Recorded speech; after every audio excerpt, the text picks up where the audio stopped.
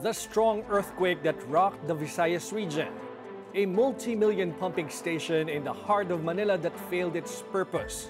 And the failing health of a detained religious leader. Good morning. On behalf of Attorney Karen Jimeno, I'm George Cahiles, and this is At the Forefront.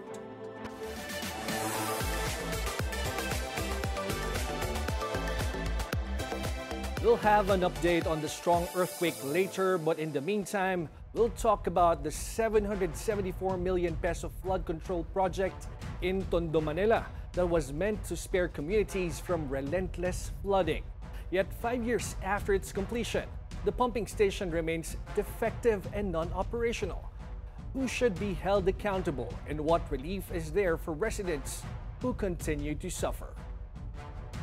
With us this morning, the 2nd District of Manila Representative Roland Valeriano. Good morning, Kong Roland. Good morning, George. Good morning sa Forefront. Good morning po sa inyo lahat. Nako, mainit-init po itong usapin natin. Paano po ba nangyari na itong isang proyekto na nagkakahalaga ng more than 700 million pesos ay hindi gumagana? Yun nga yung nakakalungkot dyan. Noong 2017, sa Secretary Vince Dizon had said, 2017 siya sinimulan. 2018, natapos yun ng 2020. Ako po yung naupo ng 2019. Pero nung malaman namin na hindi yan gumagana, paulit-ulit kami na nagsasabi sa DPWH na kung pwede, paganahin dahil nga yan, tingin ko, importante talaga yung pumping station. Kaya lang naman ako na-alarma dahil pinuntahan ni Secretary Dizon yan, I think, 2 weeks ago.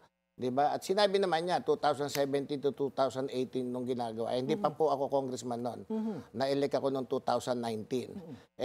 Kaya lang, nung tanongin yung alkalde ng Maynila, kung sino ang congressman noong time na yon, ang sagot niya, 2 congressman dyan. Hindi ko alam kung bakit magiging 2 yung congressman noong 2017.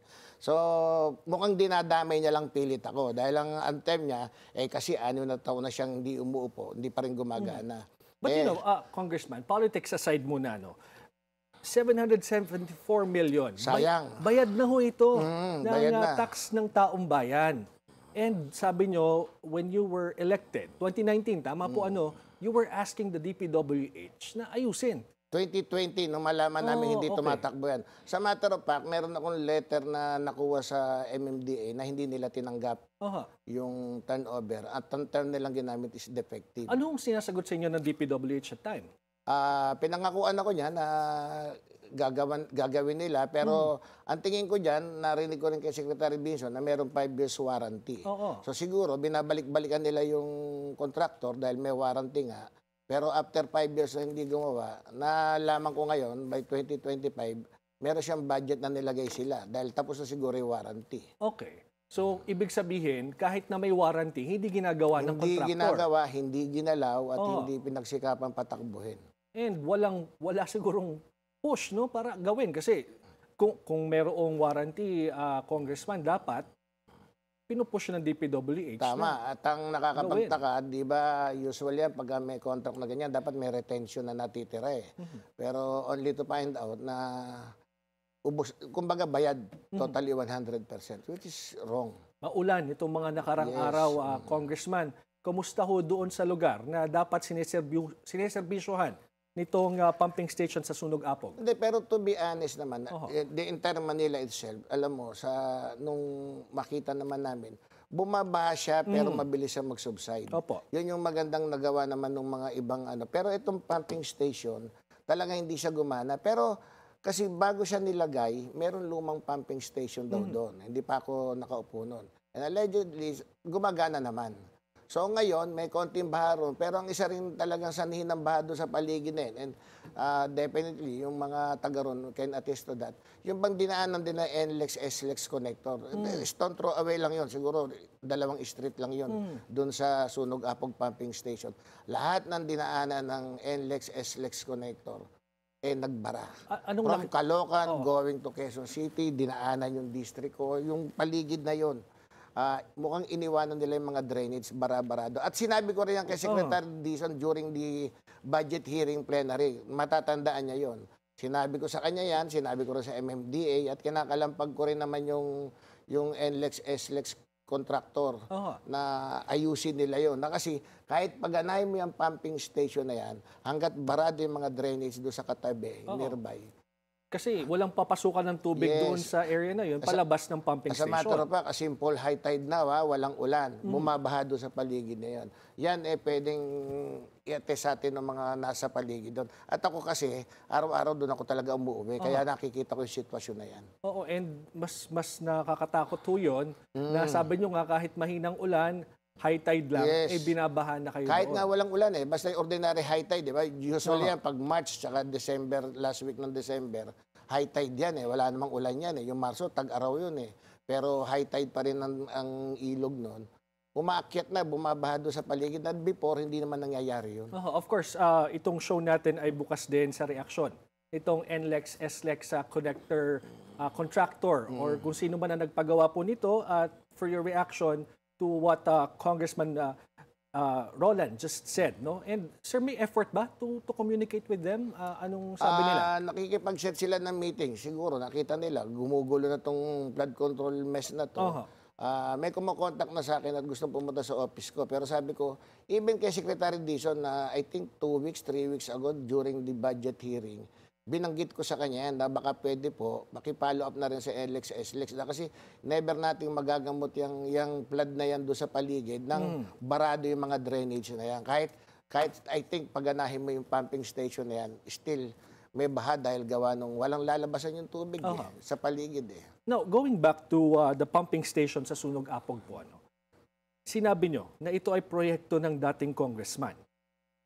May ebidensya ho ba kayo na magsasabing ito ay project ng dating congressman? Yes, makukuha naman natin. By 2017 siya, ang proponent niyan ay yung dating congressman ng distrito ko. At sinimulan ng 2018 yan.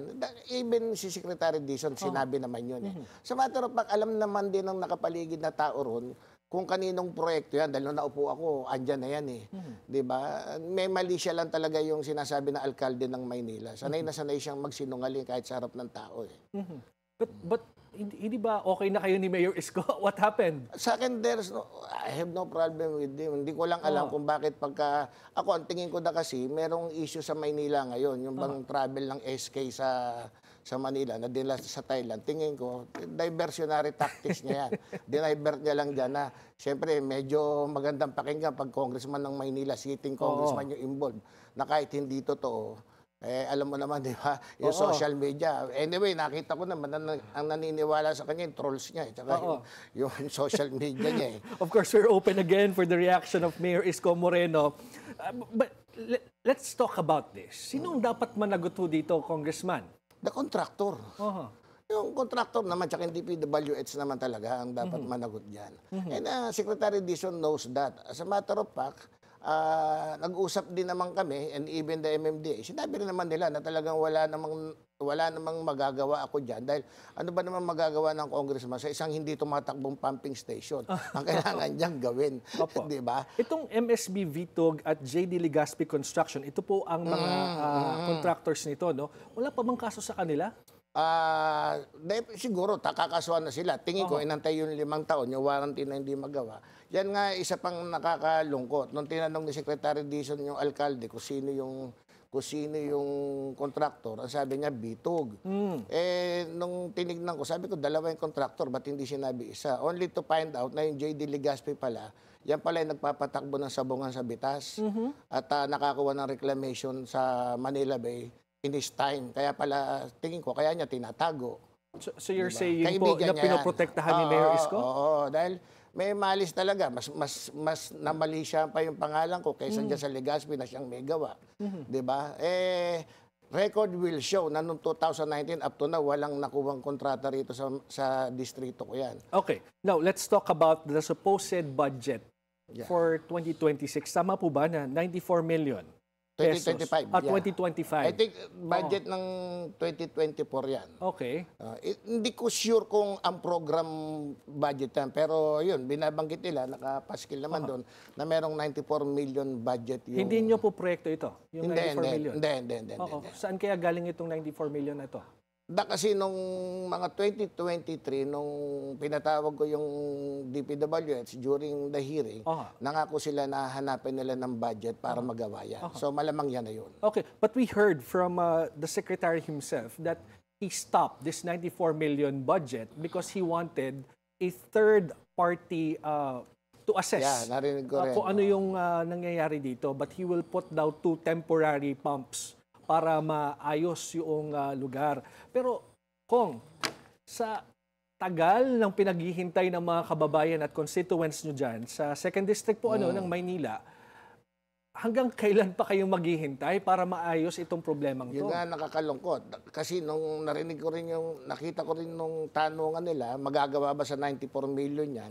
Eh sagot, hindi raw, 200 million. So, kaya nga po may tama rin yung sinasabi ni Secretary Dizon na gagawin niya na 94 million. Tapos, pero ako, ang tingin kong logic nila dyan, 94 million, after pagpatapos na 2026, baka lagyan nila ulit ng kapunan.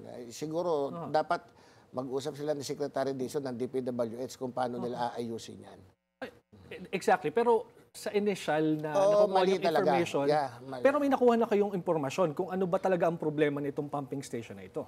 Hindi ako technical. I'm not an engineer, di ba? And according to the DPWH, mukhang major repair.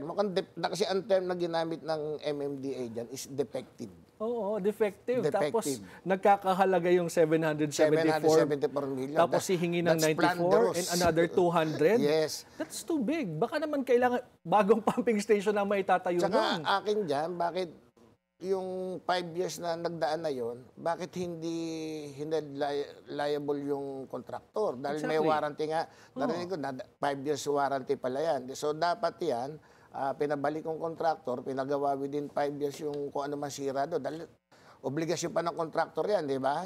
Eh, mukhang very powerful yung contractor na yan. Ito po bang si DPWH NCR Director Gerard Opulencia ay nakausap ninyo? Yeah, Anong nakakausap. sabi po niya?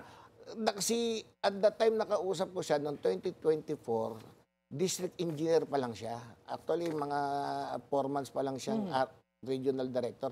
And that is a regional project. Ang alam ko, pag more than 150 million sa regional. Ang regional director at that time is Director Malaluan. Okay. At dahil kaya ko kilala, dahil ilang beses ko siya pinatawag para patakbuhin yan. Pero ito ay district engineer sa ang lugar noong Sa Maynila. sa Maynila din, pero hindi sa distrito nyo. Sa distrito ko, kasama. Okay. Kaya nga, kinakausap ko siya. Actually, siya yung nag-medal sa amin ni Director Malaluan na para ipakilala sa akin yun. Dahil, boss, ano yan, regional project yan. Pinatawag yung regional director. Patakbuhin nyo yan dahil napeperwisyo yung distrito ko.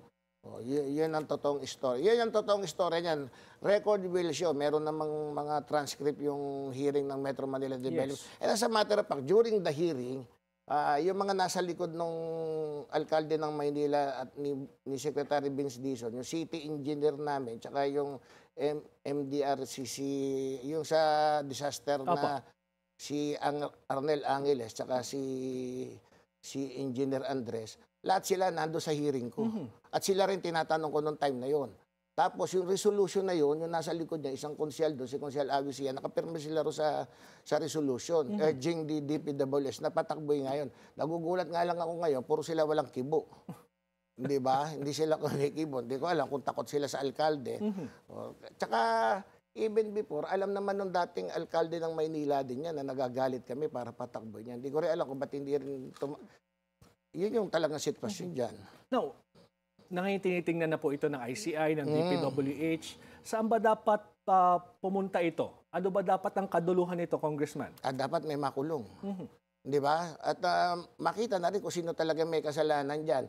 Meron akong kahapon, pagdating ko sa office, yung committee secretary ng Metro Manila Development sa Congress, binigay niya sa akin yung transcript mo. Baka makatulong yun. Isasabit ko sa ICI, bibigyan ko rin ng copy si Secretary Dizon regarding doon. Dahil doon makikita mo yung sagot sa akin ng Metro Manila at saka ng DPWH at kung bakit naging defective doon. Baka makatulong kasi ni-research namin yan together with, I think natatanda ko si Congressman Franz Pumarin, nakasama kong nag-research dyan. Kasi nga, ang daming problema, bagyong Karingatan noong time na yon nung iniimbestigan ko. But Kung, sino ang dapat magkaso?